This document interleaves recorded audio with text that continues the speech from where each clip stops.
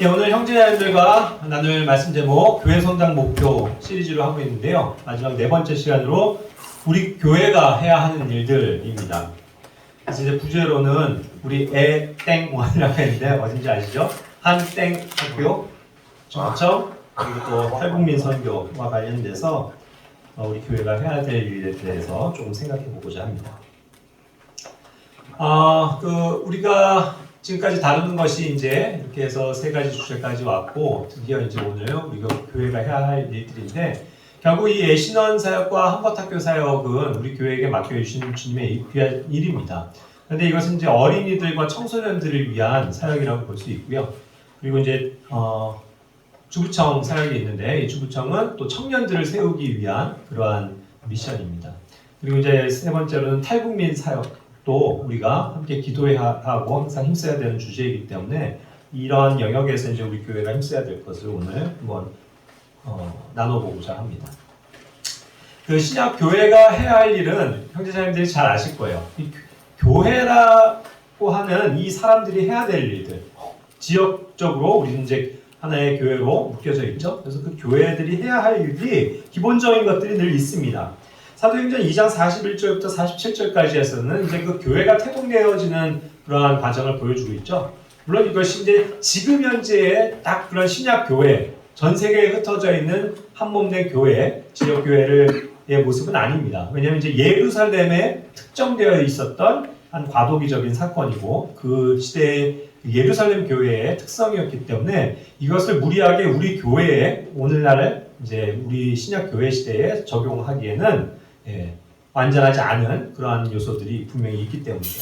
그렇기 때문에 교회 안에 믿는 사람들이 더해지는 것까지는 좋은데 여기 아까도 얘기한 것처럼 방금 말씀드린 것처럼 43절부터 45절 그 다음에 46절 전반부까지는 제가 쭉 이렇게 일부러 삭제를 해놓은 것은 뭐냐면 말씀을 삭제한다는 의미가 아니고 그거는 빼고 왜 그러냐면 여기에 지금 기록되어져 있는 것들은 과도기적인 사건들이기 때문이죠. 그래서 이것을 신약 교회의 교리로 무조건 받아들일 수는 없기 때문에 그것은 생략하고서 보자는 거예요. 그랬을 때 이제 남는 것들이 어떤 것들이 있습니까? 41절에 그때 그의 말을 기쁘게 받아들인 자들이 침례를 받음에 바로 그날에 3,000혼 가량이 그들에게 더해지니라. 침례가 나오고요. 46절 후반에 집에서 집으로 돌아가며 빵을 떼면서 단일한 마음으로 즐겁게 자기들의 음식을 먹고 47절 하나님을 찬양하며 온 백성에게 호감을 얻으니 주께서 구원받아야 할 자들을 날마다 교회에 더하시니라. 이와 같이 말씀하고 계십니다. 그렇게 해서 이제 교회가 시작이 되고 교회가 더 풍성해지는 교회가 사람들로 채워지는 그러한 모습을 보게 되는데 자, 여기에서 이제 정리를 해보자면 결국 이 교회 안에서의 일들을 우리가 볼 수가 있습니다. 이것은 우리 교회 안에서의 일들이죠. 그래서 교회가 함께 늘 힘써야 하는 일들을 여기에서 요약해 볼 수가 있습니다. 첫 번째 뭐냐면 제가 굉장히 많이 강조드리지만 교회는요 함께 모이는 것으로부터 시작돼요. 함께 모인다. 이것을 간과히 여기면 안 됩니다. 내가 이 교회에 지치면서 한 달에 한 번 나타나고 뜨문뜨문 오면서 내가 교회 지체라고 얘기할 수가 없다는 거예요. 교회는 항상 함께 모입니다. 함께 모여서 사랑과 선행을 격려하고 그죠? 말씀을 나누면서 풍성한 교제 가운데 있는 것. 그리고 우리가 해야 할 일들을 하기 위해서 그 전제는 항상 함께 모여야 된다는 거죠. 그래서 제가 아주 싫어하는 것이 있지 않습니까? 그 온라인 예배라는 거. 온라인으로 성도 생활하는 거, 교회 생활하는 거. 그거는 저는 그건 받아들일 수 없다. 항상 우리는 함께 모인다는 거, 그죠? 이것은 모인다는 것은 실제적으로 물리적으로 함께 모여 있다는 것을 얘기하지. 사이버상에서 돌아다니면서 여기 설교 듣고 저기 설교 듣고 하면서 내가 그냥 그런 신앙생활한다. 이것은 있을 수가 없다는 겁니다. 그래서 우리 교회는 이것을 이제 이렇게 경계하고 세상의 풍조가 그럴지라도 우리는 그것을 지키지 않는다는 것이죠. 우리는 물리적으로 한 공간에 함께 모인다. 이것으로부터 우리의 신앙의 전제가 교회 생활의 전제가 되는 겁니다. 그리고 이제 모였을 때 또 우리는 할 수 있는 일은 침례죠. 그렇죠? 교회에게 주신 두 가지 중요한 예식 가운데 하나는 침례입니다. 이것은 믿은 사람들이 이미 성령 안에서의 침례를 받은 자들이 그리스도인으로서 이제 내가 살아가겠다는 공표를 내가 그래서 물로서 받는 거죠. 그래서 이제 물로 받는 침례를 얘기합니다. 그래서 물이 있는 곳으로 가서 꼬르륵 잠겨서 다시 살았다 하고 나오는 그 간증, 그죠? 그것이 이제 침례죠. 그래서 이것은 구원받은 이후에 하나님의 자녀라면 딱 한 번, 인생에 한 번 오는 그러한 침례입니다. 물론 이제 그런 과정이 예전에 자기가 구원에 확신이 없는 가운데서 받은 사람들도 덜어 있기 때문에 다시 한번 침례를 그 이후에 확실하게 하기 위해서 받는 경우도 있지만 어쨌든 그것은 인생에 한 번 이루어지는 것이라는 것을 알 수 있죠. 그리고 또 우리가 무엇을 힘써야 합니까? 우리는 주의 만찬이에요. 이걸 우리 교회는 굉장히 강조하고 중요하게 여깁니다. 왜 그러냐면 이 주님의 만찬은 주님이 오실 때까지 그것을 보이는 것인데 주님의 죽으심, 그죠? 그 몸이 상하심, 우리를 위해서 희생하심, 그리고 피 흘리심, 그리고 다시 예수님께서 부활하셨고 또 이제 그 주님께서 곧 우리를 데리러 오신다는 그 사실, 그것을 보여주는 것이, 보여주면서 그것을 기억하면서 하나님을 높여드리고 찬양하고 예수님의 그러한 보혈과 또 그 그분의 구원의 공로를 다시금 기억하면서 경배 드리는 일, 그것이 주님의 만찬이기 때문에 굉장히 중요한 것이라는 거죠. 이것이 오늘날 교회에 많이 없다 보니까 수직적인 관계가 되는 거예요.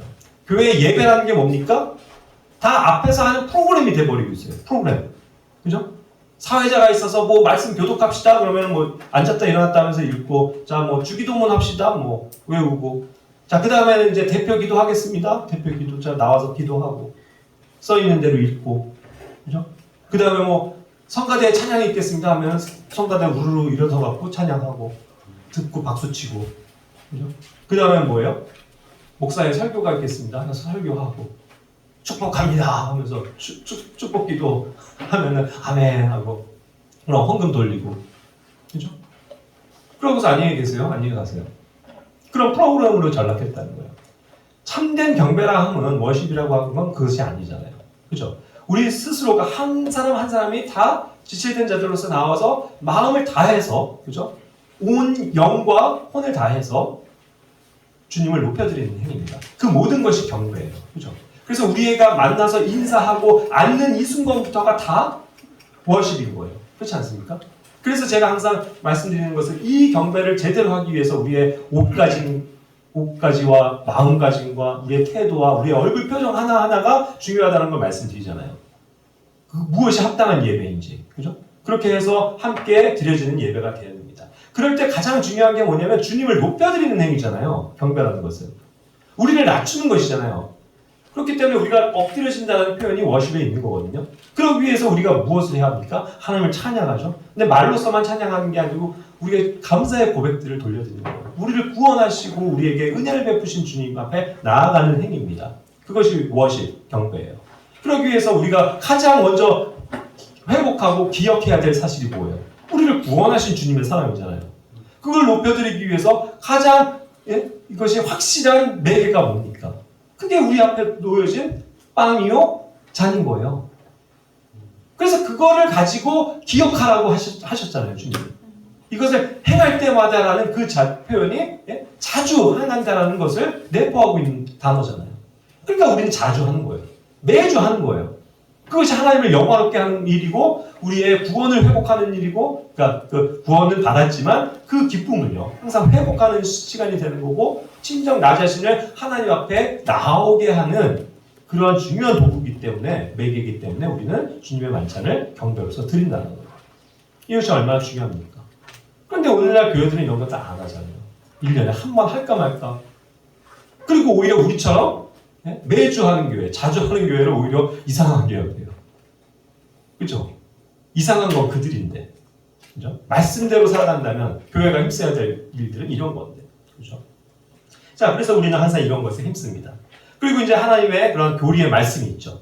예전에 사도들이 전했었던 그 교리의 말씀을 이제 성경을 기록하신 하나님의 그 경륜 가운데서 우리는 말씀을 풀어서 또 가르치고 배우고 말씀을 읽고 묵상하고 이것으로 권면해 나가는 것입니다. 말씀 안에서의 일들. 그 다음에 또 뭐예요? 기도하는 거죠. 함께 모여서 우리는 기도해야 합니다. 그래서 우리는 뭐 매주 모였을 때마다도 기도할 뿐만 아니라 또 수요일에도 시간을 내서 또 함께 모여서 성도들을 위해서 여러 가지 구체적인 기도 제목들을 가지고 중보하는 거죠. 이 기도가 굉장히 중요한 거죠. 그리고 또 이제 우리가 항상 즐겁게 맛있는 음식을 먹죠. 모였을 때. 오늘도 이제 맛있는 햄버거가 기다리고 있습니다. 그냥 부침이 돌죠. 네. 얼마나 좋습니까? 함께 먹으면서 교제하고 음식을 먹으면서 교제하는 것처럼 자연스러운 일이 없고 그것처럼 기쁜 일이 없어요, 사실. 그죠? 딱딱하게 둘이서 우리가 그냥 앉아서 얘기만 한다고 쳐봅시다. 그죠? 사실 즐거움이 그렇게 크지가 않을 거예요. 근데 함께 맛있는 음식을 먹으면서 교제할 때 더욱더 화기애애해지죠.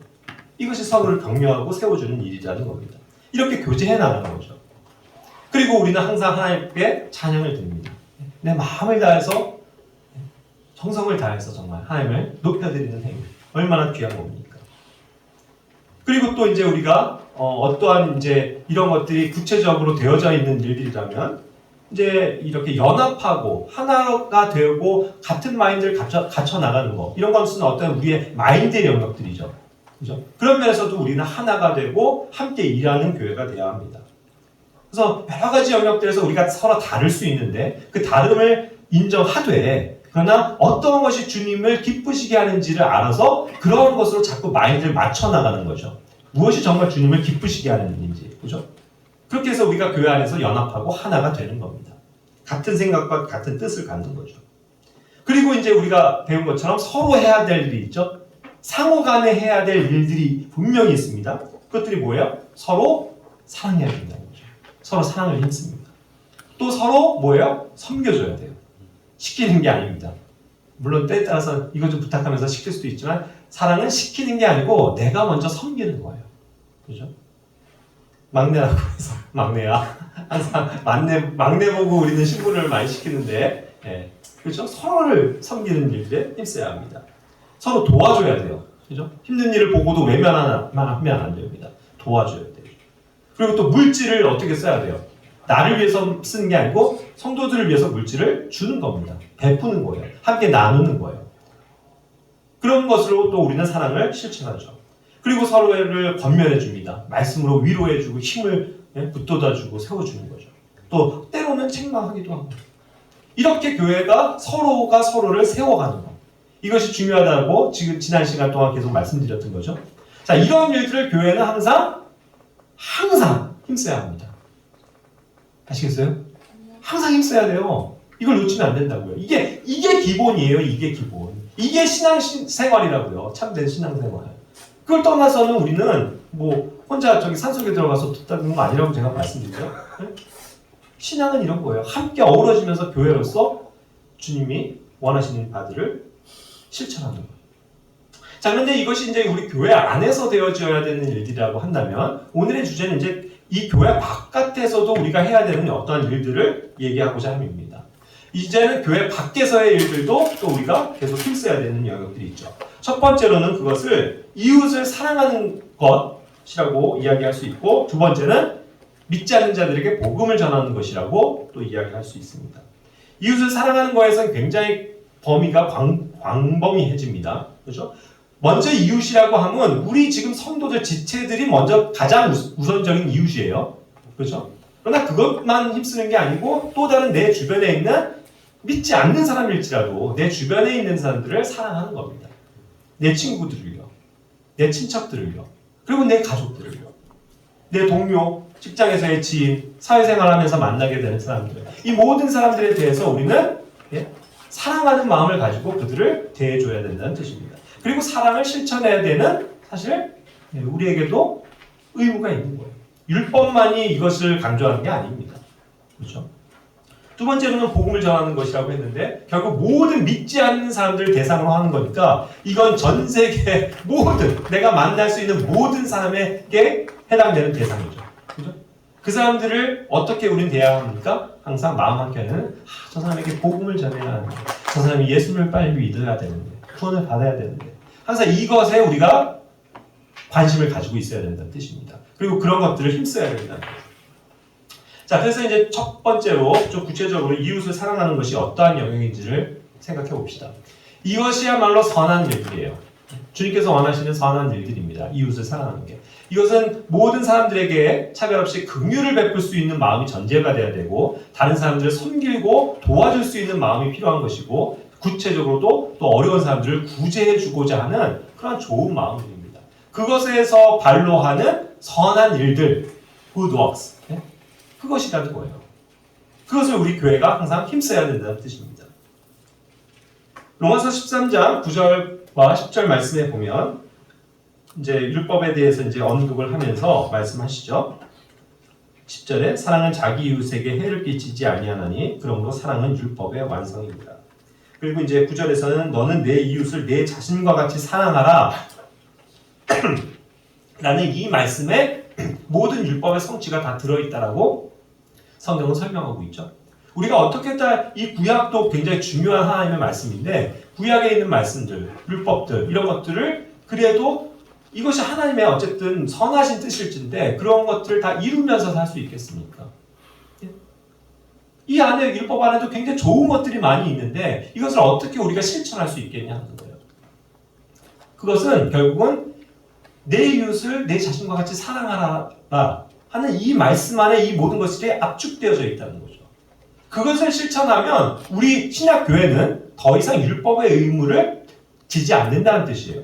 그러니까 우리가 이제 율법으로부터 자유하다는 거 아시죠? 신약교회 성도들은 분명히 우리는 자유한 자들입니다. 더 이상 율법에 구속되지 않아요. 하지만 우리가 그럼에도 불구하고 율법을 완성할 수 있는 위대한 자들인 것은 우리 안에 그리스도의 사랑이 있기 때문이라는 거죠.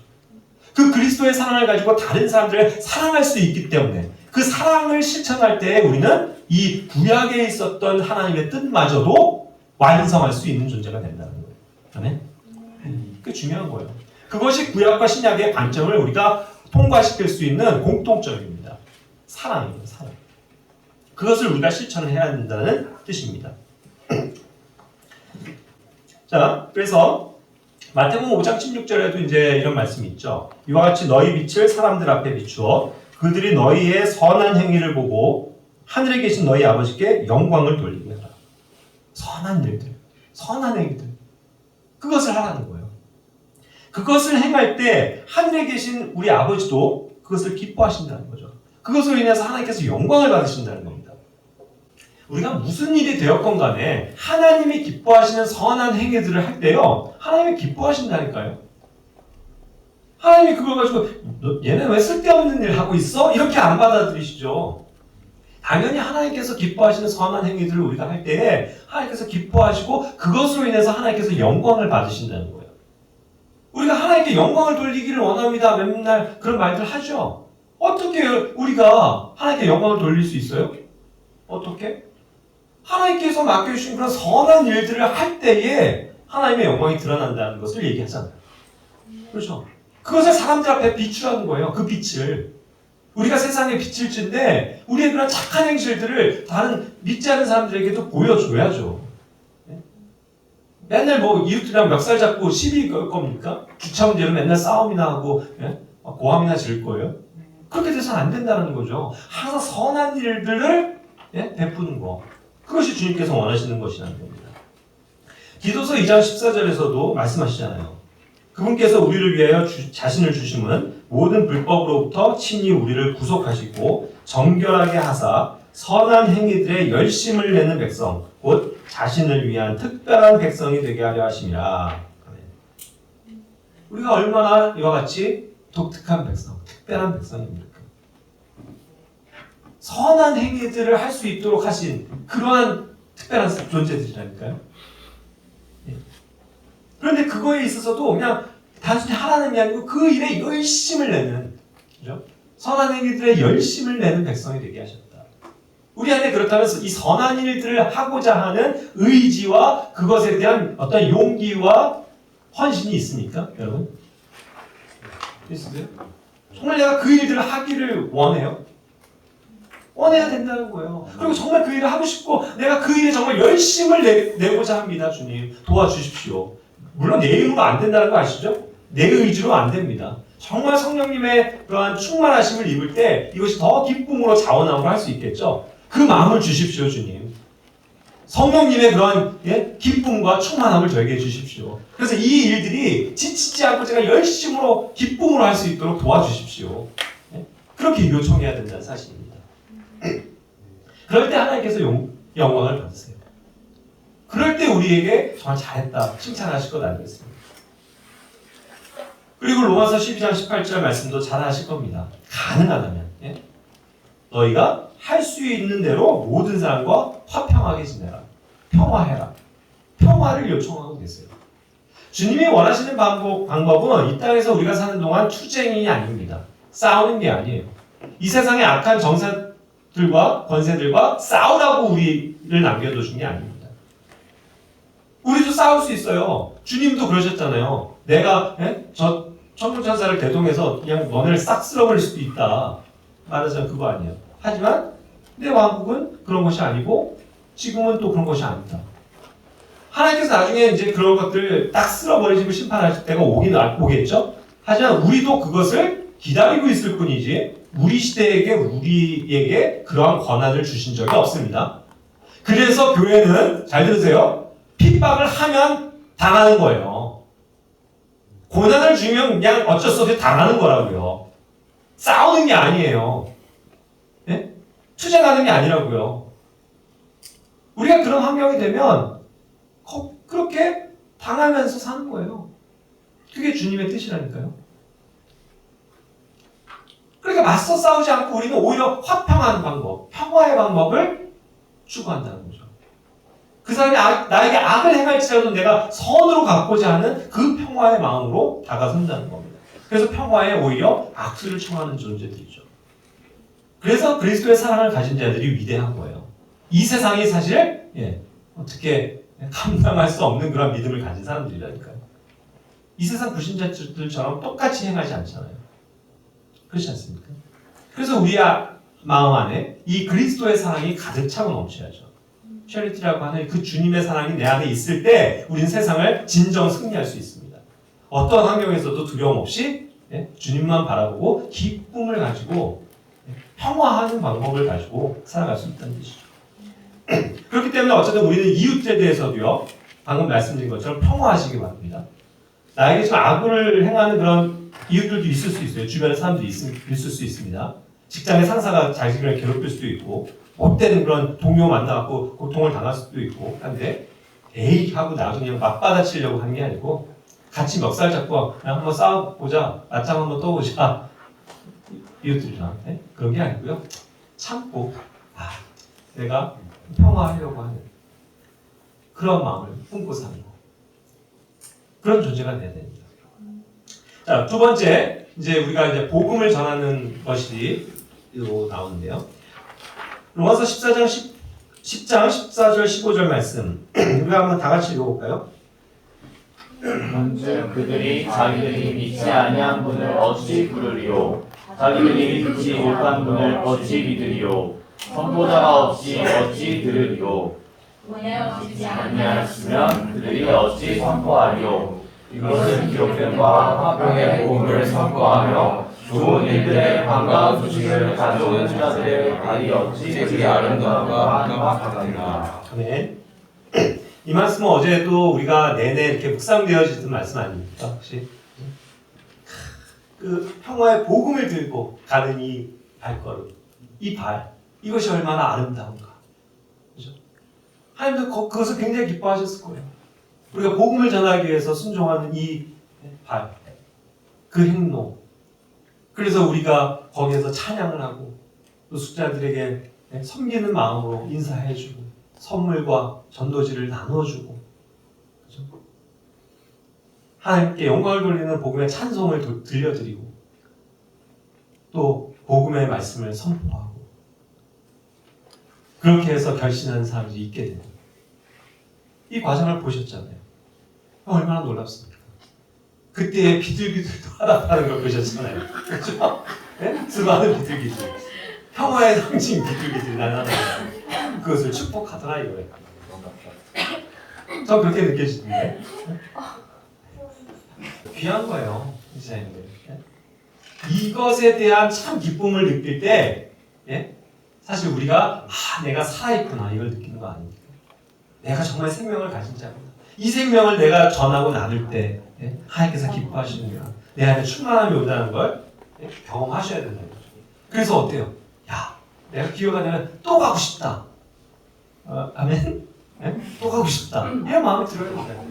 아 이제 한 번 했으니까 아유 이제 주님 오시길 때까지 그냥 건너뛰고 1년 후에나 예? 이렇게 생각하고 계세요? 저는 안 했는데 그 거기 이제 그 담당하시는 목사님 자주 와달라고 하실 때 그냥 저 진심으로 네 정말 그러겠습니다. 혼자라도 가야 되겠다. 정말 이 생각을 하고 왔어요. 혼자라도 가야 됩니다. 내가 옆에서 기타라도 쳐주면서 같이 찬양하니까 그분들도 너무 힘을 얻고 좋아하시잖아요. 그죠? 내가 그 일이라도 해야 되겠다. 뭐 우리 남는 전도지 또 뭐 포장해갖고 시간 되는 청년들 데리고 가서 또 그분들 전도지 나눠드리고 선물해드리고 그런 것들이 사역 아니겠어요? 그 일을 해야 된다는 거예요. 그런 데는 내 발을 과감하게 여기 있게 디디더라. 이거예요. 네. 그거 아니면 내 발이 어디를 향하고 있겠어요? 그 주말에, 황금 같은 주말에. 제가 어제도 태워서 이렇게 올 때 홍대거리를 이렇게 지나오는데, 와, 얼마나 또 사람들이 바글바글 젊은이들이 하는지. 먹고 즐기자. 이렇게 해서 나온 사람들이잖아요. 그런데 여러분들이 있다면, 여러분들 발이 거기에 가 있다면 주님이 기뻐하실까요? 아마 저는 이 일에 있어서 절대로 가자고 강요하거나 그러지 않을 거예요. 자원해서 가고 싶은 분들 있으면 함께 가십시다.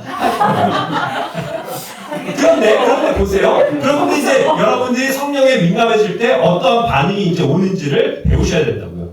내가 거기를 안 가고 친구들이랑 놀고 있을 때 내 마음이 과연 편할지. 그게 민감해지면 온다고요. 강요. 둔감해지면 아무 상관없어요. 뭐 하는 분들이나 하시겠지. 하지만 내가 성령에 민감해지고 내가 정말 그 일이 사실은 너무 귀한 일인데 내가 내 마지막 남은 인생 정말 이것을 위해서 아까 얘기했던 열심을 내는 것이 주님이 원하시는 것일 텐데 라고 프레스천 마크를 딱 달 때는 발걸음이 거기로 쉽게 가지 않는다는 뜻이에요. 전 그러길 바라요. 제가 무엇이 간데 그걸 강요하겠어요. 그죠? 그러나 그 일들을 즐거움을 하는 사람들이 한두 명이 생길 때 그것이 다른 사람들에게도 선한 영향력을 미치게 된다는 뜻이에요. 이것이 귀한 일이구나. 이것이 우리가 해야 할 일이구나. 내가 할 수 있는 조그만한 그 사랑의 섬김, 은사가 주님을 기쁘시게 하는구나. 이걸 이제 느끼게 되겠죠. 그렇죠? 그래서 여기서 얘기하는 거예요. 그런 사람들의 발이 어찌 그리 아름다운가. 이 발이요. 이 발이 뭐건데, 이 발. 제일 더러운 부분이 발인데. 이 발이 그렇게도 아름답다는 거예요, 주님 보시기에. 우리의 얼굴이 잘생겼기 때문에 아름답다, 이렇게 평하시는 게 아니고요. 우리의 모습이 얼마나 그냥 추악하고 못생겼더라 하더라도 주님께서 그런 데를 가는 그 발을 귀하게 여기시고, 이 발이 얼마나 아름다운가. 이렇게 여기신다는 거잖아요. 이 표현을 보세요. 그렇죠? 그리고 고린도전서 9장 16절에는 무엇이라고 말합니까? 이게 뭐 대단한 게 아니고 뭐 우리가 엄청난 걸 하는 것도 아닌 거예요. 16절에 내가 복음을 선포할지라도 자랑할 것이 없나니 이는 필연적으로 내가 해야 하기 때문이라. 만일 내가 복음을 선포하지 아니하면 참으로 내게 화가 있으리로다. 이와 같이 표현하는 거예요. 이것이 바울만의 문제예요. 바울은 그러한 사도였으니까 그건 당연하죠. 우리랑은 상관없습니다. 이거예요? 아니에요. 우리에게도 우리가 복음을 전할 수 있는데 그것을 선포하지 않으면, 순종하지 않으면 그것은 나에게 화가 된다는 거예요. 그렇지 않습니까? 나에게 그것이 보상이 되지 않는다는 거예요. 화가 되는 거죠. 그리고 이러한 것은 당연한 게, 자랑할 것도 없는 게, 내가 공전하러 갔어요. 많이 전도했어요. 이걸 자랑할 것도 없는 게, 이건 그냥 반드시 해야 되는 일이다, 이거예요. 해야 되는 일을 했을 뿐인데, 감히 종인 우리가 주인이 시키는 일을 한 것뿐인데, 자랑할 게 뭐가 있겠어요. 그렇죠? 근데도 우리가 그것을 안 한다면, 하고자 하지 않는다면, 그것은 내 신앙에 사실 문제가 있다는 거예요. 이 안에서 우리가 아까 얘기한 것처럼 모이기고 그냥 호호하하 하면서 맛있는 거나 먹고 그렇게 하다가 가고 싶습니까? 그게 우리의 삶의 목적이에요? 그런 모습 주님이 원하시는 거 아니잖아요. 그것도 중요하지만 그렇게 해서 힘을 얻고 그 다음엔 뭐예요? 나가라는 거예요. 복음을 전하라는 거죠. 이웃을 사랑하고 실천하라는 것 아닙니까? 디모데후서 4장 1절 2절 말씀도 5절까지 이어지지만 이것을 엄히 명하신 데는 이유가 있지 않습니까? 이것은 엄포로 시작해요. 엄포 4장은 디모데후서 4장은 내가 하나님 앞과 주 예수 그리스도 앞에서 곧 친히 나타나실 때에 자신의 왕국에서 산자와 죽은 자를 심판하실 분 앞에서 내게 명하노니 굉장히 엄중하게 선포하고 있죠. 지금 디모데에게 엄하게 지금 이야기하고 있다는 겁니다. 경고성을 가지고 내게 명령한다. 뭘요? 너는 말씀을 선포해라. 말씀을 선포해라. 이 복음의 말씀을 선포하라는 거예요. 물론 이제 여기에는 이제 복음뿐만 아니라 하나님의 진리 대신 말씀을 선포하라는 거죠. 믿는 사람이고 믿지 않는 사람에게 우리는 진리를 선포해야만 합니다. 말해줘야 돼요. 그렇죠? 그러면서 어떻게 하라는 거예요? 이걸 긴급히 하라는 표현이거든요. 긴급히 하라. 인스턴트. 즉각적으로. 즉시. 이 뜻이라고요. 주저하지 말고 이걸 해야 될까 말아야 될까 내가 저 때를 좀 기다려볼까 하지 말고 그냥 즉시 말씀을 선포하는 거예요. 이것이 때 안에 있든지 때 밖에 있든지 in season인지 out of season인지 이것이 제철이 됐건 물이 익었건 뭐 이런 건 상관없이 우리는 그냥 그 일에 달려들 뿐이라는 거예요. 즉각 순종할 뿐입니다. 말씀을 선포할 일이 있으면 복음을 전할 일이 있으면 우리는 그 일을 주저함 없이 해야 된다는 뜻이에요. 왜요? 시간이 없으니까요. 그래서 이제 이러한 것을 심판하실 분의 이름으로 내가 너에게 명하노니 이렇게 말하는 거 아닙니까? 명령이라니까요. 주님의 명령. 제가 여러분들에게 부담을 드리고자 함이 아니에요. 주님의 명령이라고요. 명령. 그러면서 이러한 어떤 교리의 말씀을 붙들고 오래 참고 또 교리로 책망하고 하면서 검열하면서 그 일을 해야 되는 거죠. 정말로 오늘날은 힘든 이러한 복음을 받는 것이 힘든 세대가 되었습니다. 3절부터 4절 때 얘기하지만 이들은 건전한 교리를 들으려 하지 않아요. 그것을 견디기 어려워합니다. 귀가 가려워서 자기의 욕심대로만 들을 건 듣고 말 건 말아버리는 이 세대 아닙니까? 그리고 진리로부터 떠난 자들이 너무나도 많은 거잖아요. 그런 가운데서 우리가 이런 어리석은 복음을 선포하고 있으니 그들이 잘 들으려고 합니까? 잘 안 듣잖아요. 그럼에도 불구하고 우리는 때에 맞든지 안 맞든지 때 안에 있든지 밖에 있든지 그냥 즉시로 그 일들을 해야만 한다는 것입니다. 왜냐하면 복음의 능력은요. 그 모든 것을 뭐라고 그랬어요? 구원을 주시는 하나님의 능력이 된다고 하셨잖아요. 복음. 주님의 능력이지 우리의 능력이 아니기 때문에 우리는 그냥 그것을 전달할 뿐이라는 거죠. 그 일들을 해야 된다는 것이죠. 그리고 5절에도 모든 일에서 깨어있고 고난을 견디고 복음 전도자의 일을 행하고 내 사역을 온전히 입증하라 그랬어요. 우리의 섬김, 이 미니스트리를 입증해야 합니다. 여러분. 우리가 모두가 다 섬기는 자들, 미니스터, 그죠? 저는 누구나가 우리가 다 섬기는 자들, 사역자가 되어야 된다고 늘 말씀드리죠. 이것은 목사라는 한 타이틀을 얻은 사람이 혼자 사역을 하는 그런 개념이 아니라는 거 늘 말씀드리죠. 우리 각자가 저번에도 했죠. 힘차게. 교회 성장은 나에게 달려있다. 내가 사역자다. 내가 이 교회의 주체다. 이런 생각 가지고 열심히 섬겨야 된다니까요. 그런 미니스트리를 열심히 하셔야 돼요, 여러분.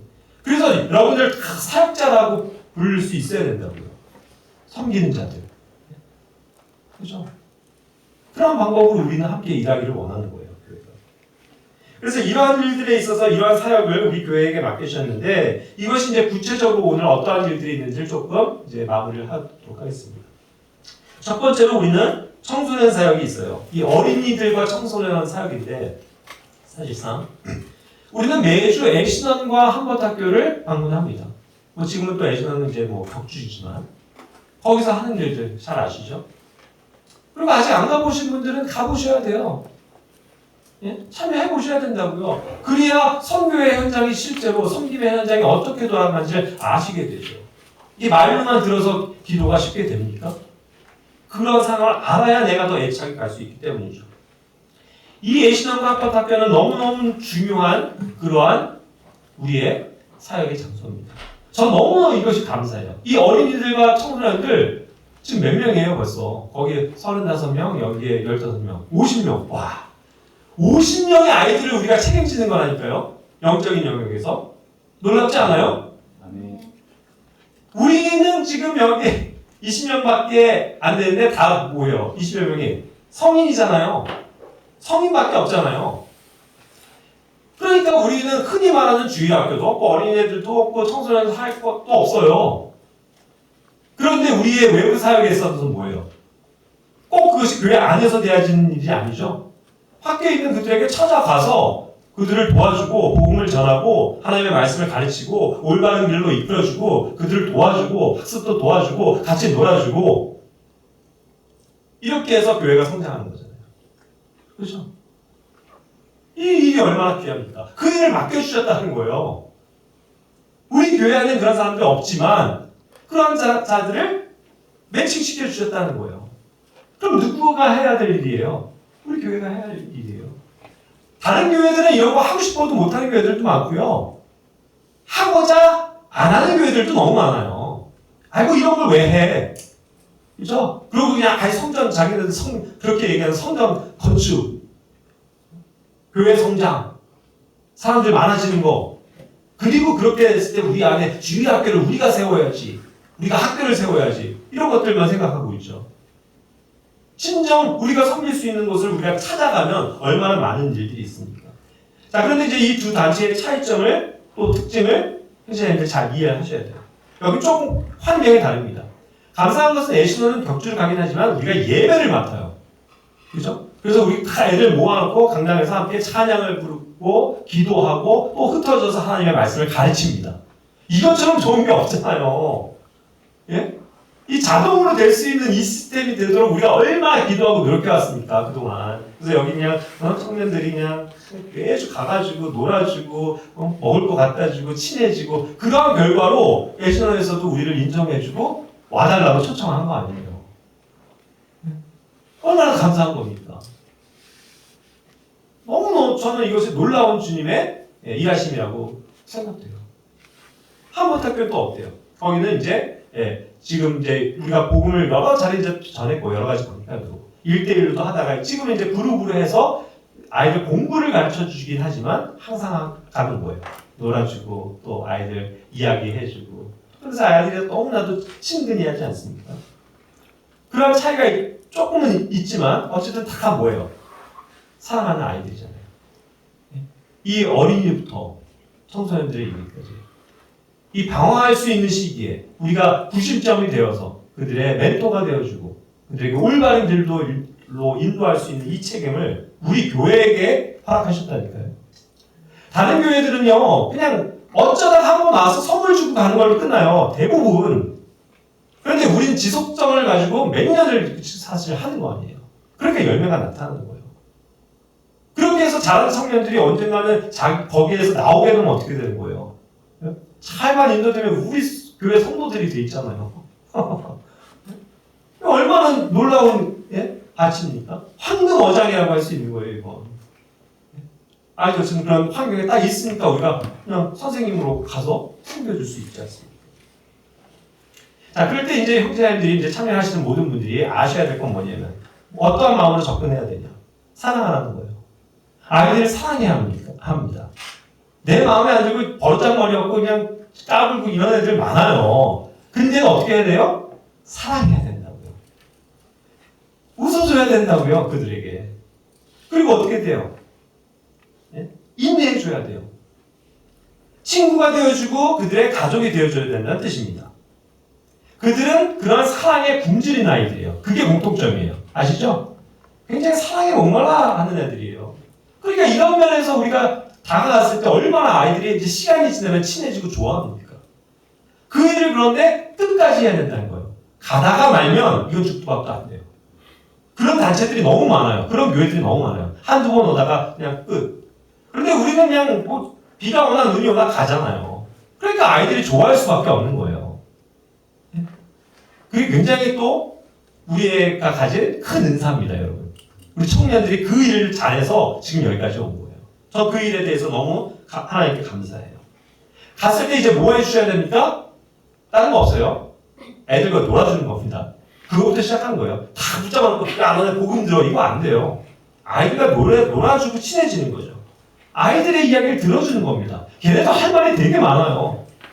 가정에서 받은 상처, 학교에서 받는 상처, 또 거기에 있으면서 있는 어려움들 얘기 많이 해요. 가까워지면 그걸 들어줘야죠. 그리고 그들의 상황을 들으면서 안아줘야 된다는 뜻입니다. 안아주세요. 친근하게 웃어줘야 된다고요. 그리고 또 중요한 거 그들을 격려하고 칭찬하는 것에 인색하면 안 돼요. 얘네들은 사실 많은 경우 칭찬을 못 받아요. 학교에서도 거기 와서 칭찬받는 일이 없고 맨날 혼나는 애들이에요. 대부분. 그런데 야 너 이거 되게 잘한다.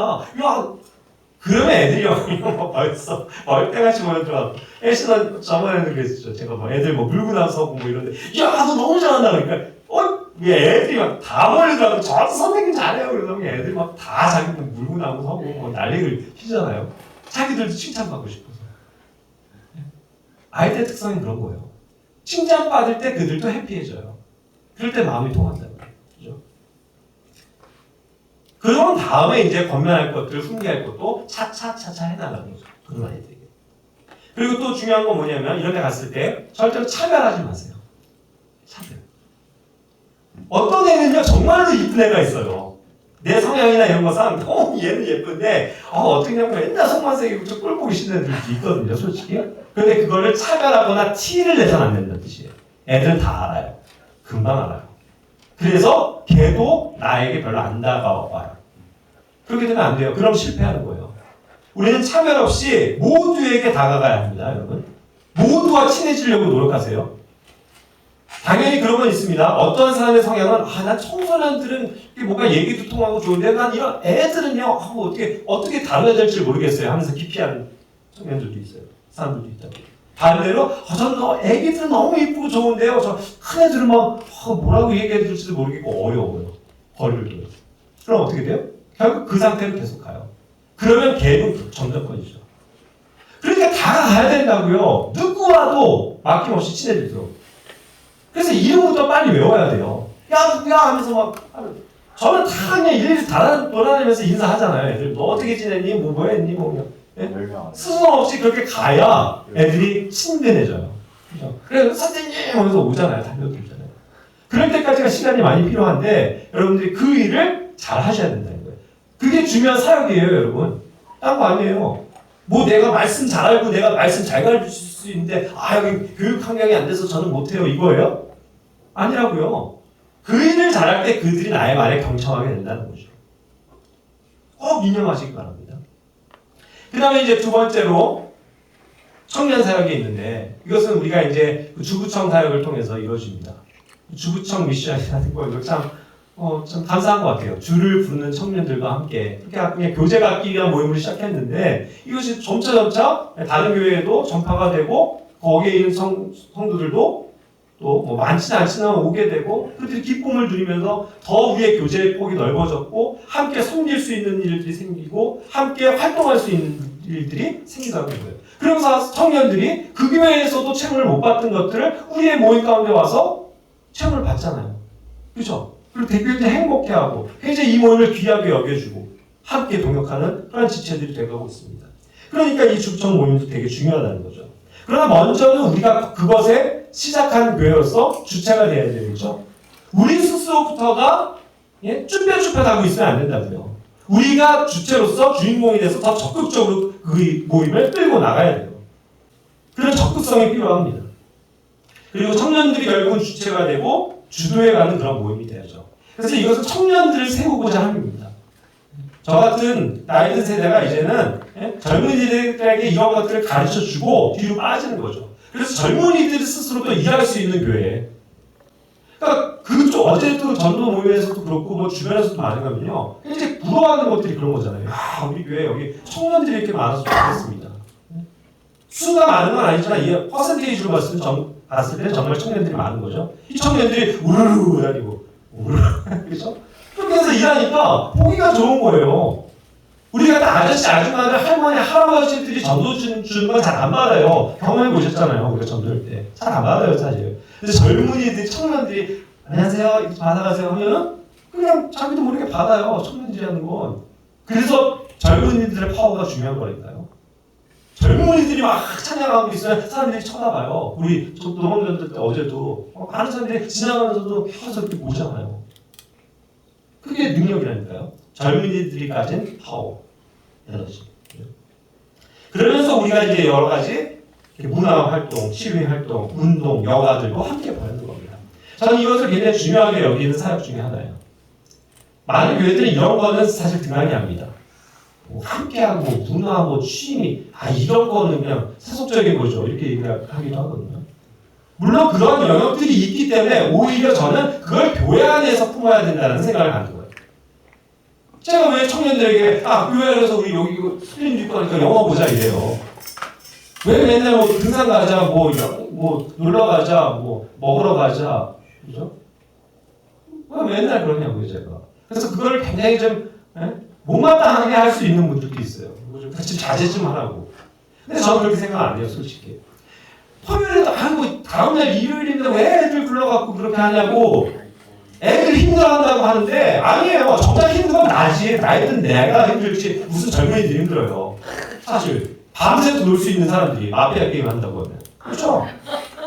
젊은이들은 안 지친다고요. 근데 제가 왜 여기에 주안점을 두냐 하면 젊은이들이 많은 경우 주말 같은 데 토요일 같은 데 시간이 있으면 뭐 하냐고요. 성경 보고 기도해요? 아니잖아요. 제가 그걸 뻔히 알기 때문이에요. 시간 나면 널브러지고 자 이제 또 유튜브 또 뭐 이렇게 넷플릭스에 뭐 드라마 몰아보기 아니면 친구들 만나고 호하하 친구들 만나서 그러다가 그냥 친구들과 어울리고 그렇게 해서 시간을 다 보내잖아요. 그래서 제가 그게 안 되겠다는 거예요. 그렇게 놔둘 바에는 차라리 우리가 이 일을 해서 주도적으로 해서 함께 만나고 교제하고 딴 데로 새지 않게 우리가 뭐 그렇게 어제도 힘든데 뭐 몇 명 또 그렇게 갖고 그렇게 사람들이 항상 만나기를 좋아하고 하는데 그걸 하게끔 한다는 거예요. 그게 오히려 성도들을 연합시키고 우리의 그 주의가 딴 데로 향하지 않게끔 하기 때문에 그런 취지지 제가 저 즐겁자고 하는 게 아니죠. 저도 그냥 제 가족끼리만 시간 보내면 편하죠. 근데 그 일들을 해야 된다는 거예요. 그러니까 그런 면에서 우리의 건전한 삶과 교리를 나누고자 위함이니까 이런 면에서 우리의 청년들의 모임이 활발해졌으면 좋겠다는 겁니다. 그리고 이제 마지막으로 탈북민 사역이 하나 있습니다. 이것은 보이지 않게 진행이 되고 있는 거예요, 여러분. 관심을 가지셔야 합니다. 예? 우리나라 이 북녘 땅에 아직도 구원받지 못한 2,700만의 사람들이 있어요. 그들이 사실 먹을 것도 없이 굶어 죽어가면서 비참한 노예 생활을 하고 있는 겁니다. 이 김씨 일가 3대 세습에 의해서 얼마나 불쌍한 사람들이에요. 그래서 자유를 찾아서 넘어온 사람들이 3만 5천 명이 있는 거고 또 언젠가 그 복음의 문이 열릴지 모른다고요. 우리 그것을 소망하는 거예요. 주님이 오시기 전에 한 가지 우리 민족에게 주시는 어떤 소망이 있다면 주님 북한 땅을 열어주십시오. 그래서 북한에도 좀 거기 더 많은 사람들이 복음을 듣고 구원받는 역사가 있게 해주십시오. 왜요? 우리의 동포니까. 우리의 이웃이니까 사실. 일본은 우리의 이웃이 아니잖아요, 솔직히. 그런데 북한은 우리의 이웃이거든요. 그러니까 관심을 갖는 거예요. 그래서 탈북민 사역도 굉장히 중요한 겁니다. 왜 우리 안에 또 탈북민들을 주셨을까요? 저는 그것이 너무 감사해요. 다른 교회가 역시 갖지 못한 선물이에요. 다른 교회에 탈북민 없다고요. 근데 탈북민이 있음으로 해서 우리는 그들을 이해할 수 있고 그들로부터 많은 정보들을 얻고 또 기도할 수 있는 영역들이 생기는 거죠. 그래서 그런 사람들의 이야기를 즐겨 들으시길 바래요. 근데 어떻게 살아왔고 어떻게 그 험난한 여정을 뚫고 이 남한 땅에 오게 됐는지 여기서 살아가면서 어떤 어려움이 있는지 그것을 이해하시면요. 그들을 이해할 때 그런 사람들뿐만 아니라 외국인 노동자들에 대한 그런 사람들의 마음도 이해할 수 있게 돼요. 굉장히 폭이 넓어진다고요. 그러면서 그런 사람들의 의식 구조를 파악할 때 우리가 더욱더 북한에 대해서 기도할 수 있게 되는 거죠. 그래서 그들을 가르치려고 하는 것이 아니라 친구가 되어주는 겁니다. 그들의 가족이 되어주는 거예요. 그래서 지속적인 관심과 사랑을 가지고 연락하는 일들을 하는 거고 또 우리가 계속 그런 것들을 환기시키는 이유가 여기에 있는 거죠. 언젠가 통일이 됐을 때 그래서 소망하지만 우리가 북한 땅에 복음 들고 가기를 원합니다. 그렇죠? 근데 갈 수 있는 조그마한 신마리가 있다고요, 우리에게. 왜 그럴까요? 왜요? 탈북민들이 실제로 있기 때문이에요, 우리 교회 안에도. 그분들은 제 생각엔 그래요. 통일이 되면 그분들은 고향 땅 찾아갈 수 있는 선제 조건이 열릴 거다. 우린 못 가게 해요. 정부에서 막죠. 너도 나도 막 나만 해서 막 올라가고 내가 거기서 투자하고 살겠다고 하면 어떻게 되겠어요? 땅 투기꾼들부터 막 득세하겠죠. 그래서 아마 그런 것들을 막을 거라고요. 그런데 먼저 그들을 고향 땅으로 보내줄 수 있는 거, 그건 아마 탈북민들 아니겠어요? 그럴 때 우리가 꼽사리 껴가지고 뭐 돈들다치고 운전해준다든지 뭐 예를 들자면, 그래서 우리가 같이 갈 수 있는 실마리가 있다고요. 그리고 그들을 통해서 복음을 전할 수 있는 통로가 있는 거고. 그래서 중요한 겁니다. 그래서 우리가 이러한 면에서도 계속 기도하기를 원합니다. 자, 이와 같은 것들이 우리 교회가 가진 독특한 사역이고 선물들입니다. 믿으세요? 하나님께서 주신, 우리에게 교회에게 주신 은혜들이라고요. 이걸 간단히 여기지 맙시다. 그래서 이러한 모든 섬김에 우리가 같은 마인드가 되길 원해요. 같은 마인드. 그리고 같은 마음을 가지고 같은 생각을 가지고 이러한 일들을 섬기기를 원하고요. 우리가 그 일에 있어서 함께 기도해야 합니다. 그렇죠? 함께 이 일을 위해서 기도해야 되고, 또 물질도 필요하잖아요. 그러니까 그것을 위해서 내가 아껴서 헌금도 할 수 있어야 되고, 또 내가 몸으로 그 일을 섬기겠습니다 하는 그런 헌신도 필요한 겁니다. 그리고 또 그러기 위해서는 뭐가 필요해요? 시간을 내야죠. 지치지 않고 꾸준히 이 일들을 해야만 합니다. 정말 이것이 많이 에너지가 소모가 되고요. 실제로 많이 힘들어요. 저는 안 그렇겠습니까? 저도 막 어떤 때는 금토일월을 그렇게 막 이어가고 예전 같은 한버터교 같다고 청년들 만나서 뭐 정신없을 때도 있어요. 근데 또 제가 감사하게도 지치지 않고 할 수 있는 건 하려고 할 때는까지는 되게 힘이 드는데 만나고 오면 너무 행복하고 너무 기쁜 거예요. 그렇죠? 그 아이들 보고 돌아올 때 내가 뭐 하나라도 아이들 놀아주고 시간 보내고 왔을 때 기쁨이 충만한 거 아니에요? 그렇죠? 그래서 나의 그 피곤한 걸 확 걸 잊는 거예요. 그 장시간 맨날 운전해서 왔다 갔다 해야 되잖아요. 운전들을 좀 빨리 배웠어요. 그러면서 또 이런 것들을 어떻게 해야 됩니까? 다 자비랑 하는 거잖아요, 우리는. 사실. 다 자기 돈 들여가면서 하는 거잖아요. 그 아이들에게 선물 줄 때, 물론 교회 돈도 쓰지만, 그거만 갖고는 안 돼요. 그냥 아이들 무정에 할 때, 필요할 때, 내 돈을 많이 써야 된다고요. 그 일들을 위해서. 그래도 그걸 감사하게 할 때, 나에겐 하늘의 보상이 쌓인다. 이걸 믿으니까. 즐거움이 있는 거죠. 형제자님들, 우리가 이런 면에서 잘했다 칭찬받는 교회가 됩시다. 이것이 우리 교회가 할 일이에요. 지금 우리에게 주신 선물이라는 뜻이에요. 또 물론 어떻게 바뀔지 모릅니다. 하지만 지금까지 하나님께서 주신 우리 한국교회에게 주신 은혜가 바로 이것이고 선물이 이것이라면 우리는 기쁨으로 참여하겠다는 얘기입니다. 함께 기도하실까요?